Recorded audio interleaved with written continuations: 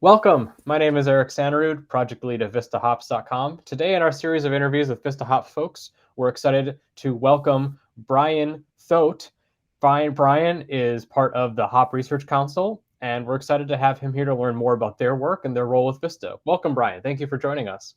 Well, thank you, Eric. It's a pleasure to be discussing Vista and some of the roles that the HRC plays. I'm excited to do that as well. So tell the audience, what is the role of the Hop Research Council? Maybe first of all, what is the Hop Research Council, and what role did it play or does it play with public hops? So the Hop Research Council was founded in 1986, and that was back in the day where there were 5 or 6 large breweries in the U.S. There were no craft brewers or a very small number of craft brewers that were just starting up. And so it was Anheuser-Busch, Coors, Miller, and then there were 2 hop commissions at that time, a Washington Hop Commission, an Oregon Hop Commission, and 2 large dealers. So you had John I. Haas and F.S. Steiner. And so that group decided that they needed to put together the HRC to conduct research related to hop production mainly. It goes back to the agronomics, the actual growing of the hops. Quality was certainly an important factor that they had to look at, and sustainability. And in that sustainability part is the public breeding programs and the development of new varieties that can replace some of the older varieties that get a little tired, may have some disease issues, may not have the same yield capability of newer developed varieties. So it was really driven by the ability to kind of think forward and say, hey, there's a threat to our supply chain out here, and we collectively as brewers, dealers, and growers need to take action, and we need to make sure that there is research that takes place so that we can improve the agronomics, improve the availability of hops in our country. And that's awesome. So if we fast forward then to present day, or maybe just a little bit before present day, what role has the Hop Research Council played in the star of today's show, Vista, bringing Vista to creation, bringing it to the market, sharing the story, testing it out? What role does the HRC play with a release like Vista? So I'll have a large answer for that question, because there's lots of activities that are kind of behind the scenes. Probably most important is our lobbying efforts. So we go back to Washington, D.C. Of course, the last 2 years, we have not been able to physically visit Washington, D.C., but we have virtual calls with congressional offices. And this is to support the USDA, ARS in their efforts to conduct hop research and breeding programs. And we've been very successful in that area. 4 years ago, there was $800,000 that was committed to hop research. Today, there's $2.6 million committed to hop research. And so that supports the research on diseases, that supports which we have now 2 hop breeders on board. So we have a second hop breeder that is located in Prosser, Washington, Dr. Kayla Altendorf, and John Henning is located in Corvallis. And so we do support that so that there's the appropriations that moves forward, and make sure that that money is available for hop research. So the Hop Research Council, my wife and I, so Judy Thoet and myself, and Judy handles the technical side, and I handle more the business side, the accounting. When we do the elite program, which I'll talk about a little bit later, making sure that all that material After harvest is analyzed, it's pelleted, it's then sold to brewers, sold to dealers, so that we can get a sense of how that particular selection may do in the marketplace. And so that's part of my responsibilities is managing that. And then a big piece of it is the communication loop, and it's connecting all the dots. And so we collect information, we work with the various farms that are growing out advanced selections.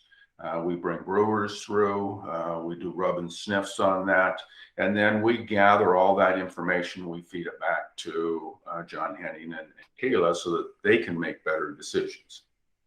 And so communications is a big piece of that. We organize all the brewing trials.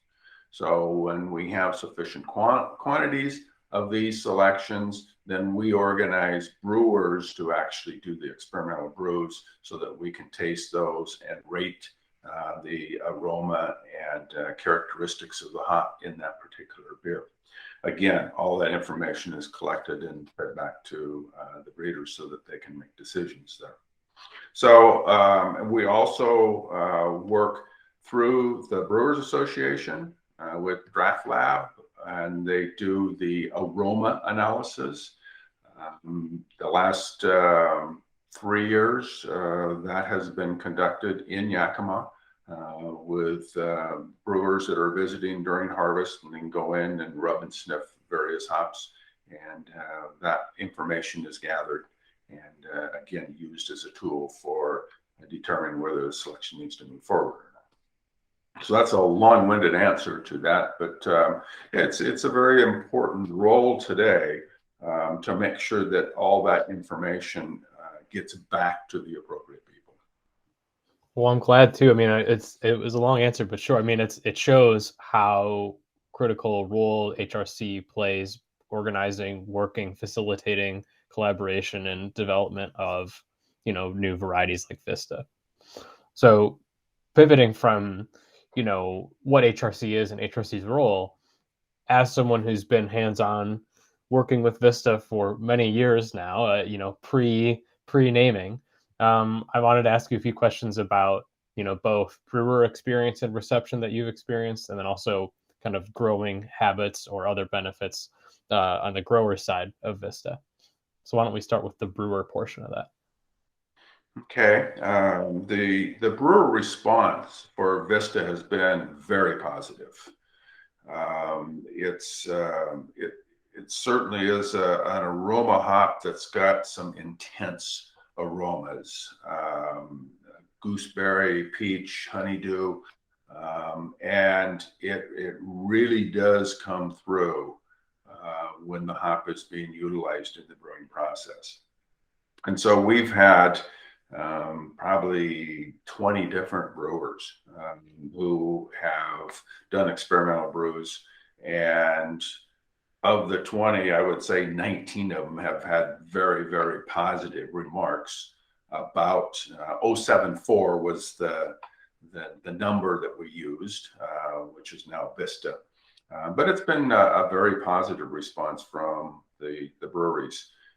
One of the comments that came back was Vista plays well with others. So, you can utilize it in a recipe with other hops, and it tends to really shine itself, but it also helps the other hops to shine. Awesome. That's what we've been hearing as well. So how about for the grower side? What makes Vista, attractive from a perspective of, I'm a grower in Nebraska, and I'm thinking, I'm going to add to my hop yard, or I'm a grower in Idaho or New York State, and I want to add to my hop yard. Why should I be interested in Vista? Mm-hmm. So the most important thing to a grower is there a customer base? And so having some excitement out there from the brewer side, that's 50% of the equation right there. And then the other part of that equation for the growers is how will it perform for me? From a yield standpoint, disease resistance? Do I have to spray every other week, or is there some resistance that's built into that? And susceptibility to other pests, whether it's mites, aphids, other disease potential there. So that resistance package of the hop. And then a more important part today is when does this mature? When is it ready to harvest? And at what time during that picking window will this mature and be ready for harvest? And how long can it hang? So some hops, you can let them hang once they hit maturity. You can let those hang for a week to 10 days, and it still is not going to deteriorate in the flavor profile. Other hops, you've got to hit that maturity date within 2 or 3 days to get the best quality there. So it does vary. From a yield standpoint, this is a triploid hop, which means it does have plant vigor, and it is seedless. So there will be no seed content in this particular variety. So it is a very vigorous grower. I know the first year that we expanded it into the elite program, it was planted in Washington, Siegel Ranches, and it had a very late planting. Didn't get the plants out until in June. So it was a late planting. I talked to the farm manager there, and this was end of August, and he said, yeah, we went ahead and put it up on the string, but he said, there's not going to be enough to harvest there, so I'm not going to harvest this year. And then 2.5 weeks later, I talked to him, and he said, you wouldn't believe what this selection is doing. He said, I'm going to harvest it. He said, it has just exploded. And the cones are big, the cones are dense, they look beautiful. So I'm going to go ahead and harvest it. So he did, and ended up with a decent yield on it, even though it was the first year and it was planted late in the year. So it does have good yield potential. We've been around 2,400 pounds per acre, which is a very good yield. When you look at Cascade, that's 1,800 to 2,000 pounds per acre. So it certainly is exceeding that. Well, awesome. Now we're at our last question. Tell me about what makes the public hop program and HRC's role in supporting hop research important in our shared craft beer and hop industries. I think what makes it important is it is a public variety. And so a public variety, that's another tool for the growers because they have more flexibility with a public variety. The proprietary varieties, which there's some excellent proprietary varieties out there today, are controlled by one company. And they control the acreage that's growing, they control the pricing of it, so they control all aspects of that. So if they decide there's too much supply and they want to cut back, they will just notify the grower that they're not going to renew that contract, and those roots have to come out of the ground, and the grower has no options. With a public variety, the grower is free to plant those. He can plant them under a contract, or he can plant them just in speculation of being able to sell them after harvest. And that provides them with options to go to other dealers. It provides them with the option of going directly to the breweries and selling those. So they have a lot more flexibility there. So it's a complement. Both are critical to the world of hops today, proprietary varieties and public varieties. So this is providing another option. And Vista is probably the most exciting hop that's been released in the last 5 to 7 years. From the aroma standpoint, the yield standpoint, It's a very vigorous grower. The drawbacks to it is it is a very large, dense cone. So it takes longer to dry. So you're going to increase the drying time probably 20%. And it is also a little difficult to pick because the vines are big, the cones are big. And so to separate those cones off, they have to slow down the picking equipment a little bit. And so it does take more time to pick and dry this particular variety. Well, awesome. Now we're at the spot. Where can people follow along or find the Hop Research Council on the internet if they're so inclined? So that is hopresearchcouncil.org. And we do post information there. There's information that's available to non-members. A majority of the information that sits on that is for members only. And so we would encourage people that are listening to become part of HRC. It's the future of hops, a very critical component to all breweries, and to be involved and to be able to sit at the table and understand current events, what's the priorities of the HRC. And we have different layers of membership. There's an associate membership, which is inexpensive, but allows people to attend meetings, to get the yellow book that's published every year of all the research that's going on through the HRC. And then there's actually voting membership. So if you're a brewer, it's the membership fee is driven by the total production of the brewery and then the hop consumption also. So there's two parts to that calculation. And then there's some minimum threshold levels that we have to charge just for uniformity in the membership fee structure. So there's some information about membership fees on the website, and there's certainly some contact points there. So you can get in touch with Judy, myself, Michelle Wasilos at the Oregon Hop Commission, who we work very closely with. Well, awesome. Thank you, Bryan, and thank you so much for your time.